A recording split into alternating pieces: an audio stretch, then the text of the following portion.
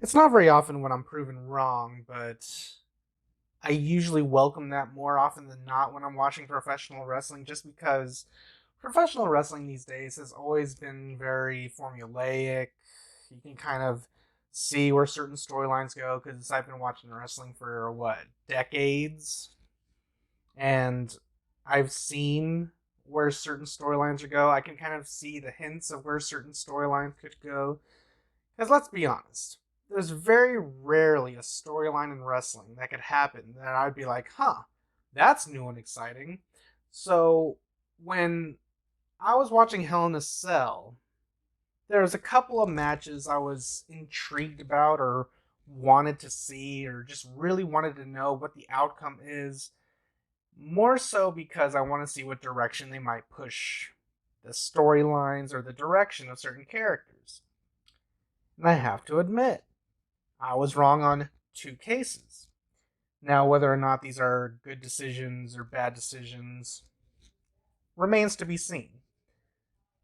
But the fact of the matter is, we have two new champions at Hell in a Cell.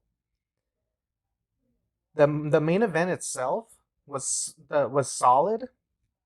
It was Randy Orton versus Drew McIntyre, but I think what stole the show completely was Bayley versus Sasha Banks.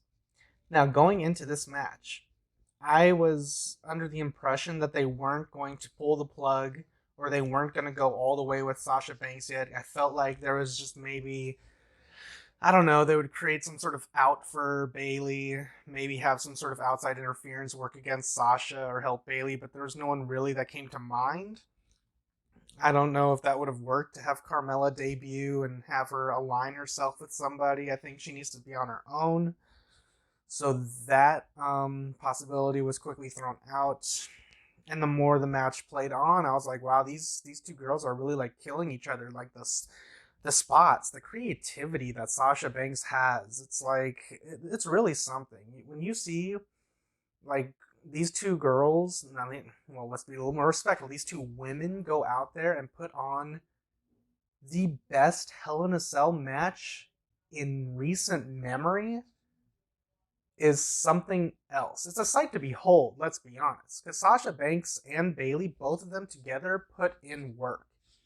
Now, I know it helps that, they know each other IRL and that they're besties in real life, but I think that actually helps and serves the match and the story better because they can go in a little bit. You can see that they were really putting in work. Like when Bayley did that sunset flip and threw Sasha into the steel chair that was placed in between the in the corner between the top and the second turnbuckle, that looked nasty.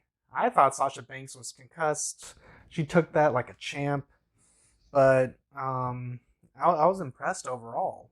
I just couldn't believe the amount of the pain and brutality these two women were inflicting on one another for the SmackDown Women's title. Now, I know a lot of fans like to they have this vision in their mind that Raw is the flagship show. But ever since SmackDown got the Fox deal, clearly they're the A show. So the SmackDown Women's title is now the top women's title because it sucks because I really really like Asuka. I really don't like what they're doing with her as champion. Like she feels like an afterthought, just going through random challengers like Zelina Vega and Lana. Just garbage, garbage, garbage. But the more the match went on, I felt like they're really gonna pull the plug, and I'm glad they did. Sasha Banks beat Bayley clean as a whistle. I mean, within the confines of the match, it had the bank statement locked in with the chair that Bayley used when she turned against Sasha. So it was like coming full circles. That poetic story symmetry. Um, so I like that. Now the only stigma is Sasha Banks has like a not so good reputation of defending the title, and I hope they don't change their mind somehow and think, let's just have Bayley win the title back on SmackDown. Hopefully that does not happen, but you do have to prepare for the worst, I guess. But yeah, Sasha versus Bayley was incredible. Definitely the best women's match. Probably the best match WWE could have put on. Because that feud was definitely boiling. And the fact that it bubbled up and spilled over and delivered in a Hell in a Cell match that stole the show was everything those two women deserve. Like, kudos to both women. But Sasha Banks, I think the right woman won. Even though I probably would have preferred Sasha to have her big win at WrestleMania. This is just fine. I'll take it. Because last year at Hell in a Cell, I was there and I was hoping Sasha would win the Raw Women's title against Becky. But of course, that didn't happen.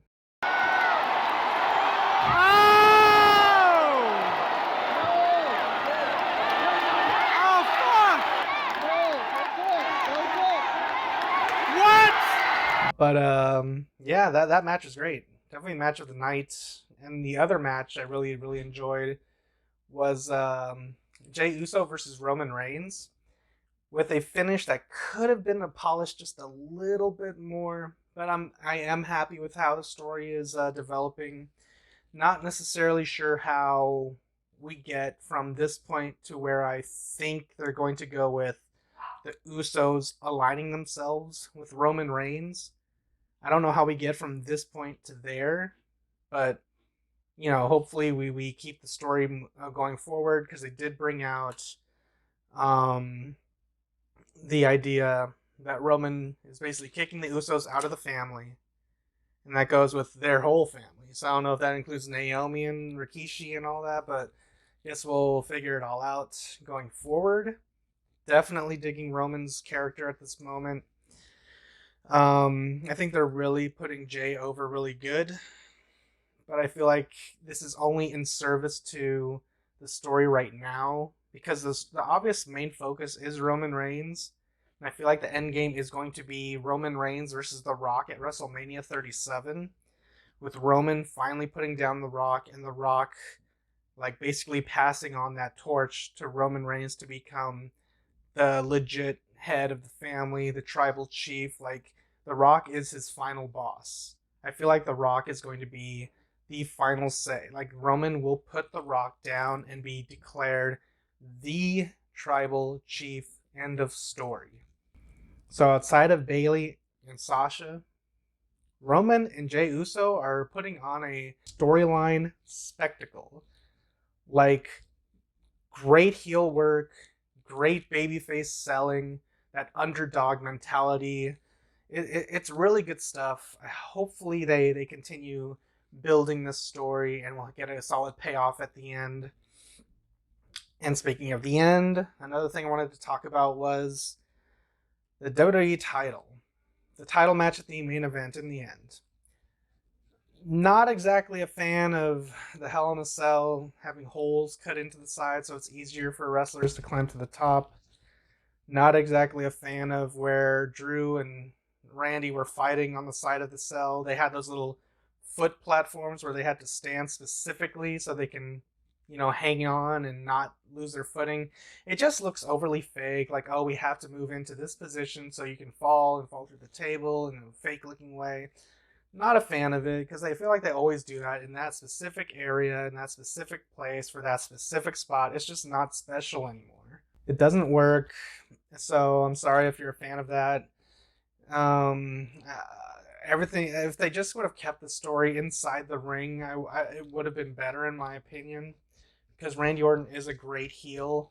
Maybe not as good or maybe not as exciting as Roman Reigns is right now, since Randy Orton is basically your typical heel that he's always been. Roman as a heel now is refreshing, so it's naturally more exciting, at least to me in my opinion. So Randy being the WWE champion is a right move, only because Drew being champion in the dark era of WWE where there are no fans, it does him no service. I mean, it was a great move for him to beat Brock Lesnar, but after that, it's just been meh. I've never really connected with Drew McIntyre, especially as a face. Like, if he was a heel, sure. I feel like he should have been Universal Champion when he was a heel on Raw, but Yeah, hopefully he isn't demoted down the card a bit. I can definitely see WWE kind of pushing him towards Bobby Lashley, maybe have him feud for the U.S. title for a little bit, just to give Randy Orton time at the top. Because I don't know if they're gonna do anything with Miz and the Money in the Bank, or if they're gonna have Edge come back at some point, maybe Survivor Series to reignite that feud going into the Rumble, then to WrestleMania. But who knows? Overall, I thought Hell in a Cell before going into the pay per view. I thought Hell in a Cell was just gonna be whatever. Like I didn't think Sasha was gonna win. I didn't think Randy Orton was gonna win. So those are two matches I was completely wrong about. And I was dreading the idea of WWE like turning into a full clown circus show act. I was dreading that idea of them just going all in and just have Otis cashing in the Money in the Bank and winning on whoever, Orton or Drew. That would have been the worst idea they could have done. I'm glad they didn't do it. But looking back, I think the pay-per-view itself was pretty damn good. I mean, there was 3 matches that delivered, at least with the finishes, but 2 of them are my favorites, with Bayley and Sasha being the match of the night and probably the best women's match of the year. So kudos to those ladies. Kudos to Roman and Jay. And kudos to Orton for becoming, I believe it's the 14-time WWE or 14-time world champion. Because I do think the overall plan is to have Orton versus Edge at WrestleMania for the title. Now, will Orton keep the title until WrestleMania? Or will he, exchange it back and forth with Drew McIntyre? Well, I don't know. Maybe have Edge come in. Maybe Edge wins the Rumble this time. Who knows? But yeah, that's my thoughts on Hell in a Cell. Really good pay-per-view. Really enjoyed it. Monday Night Raw is tonight. So we get to see kind of the next stage of storylines going into Survivor Series, because that is next.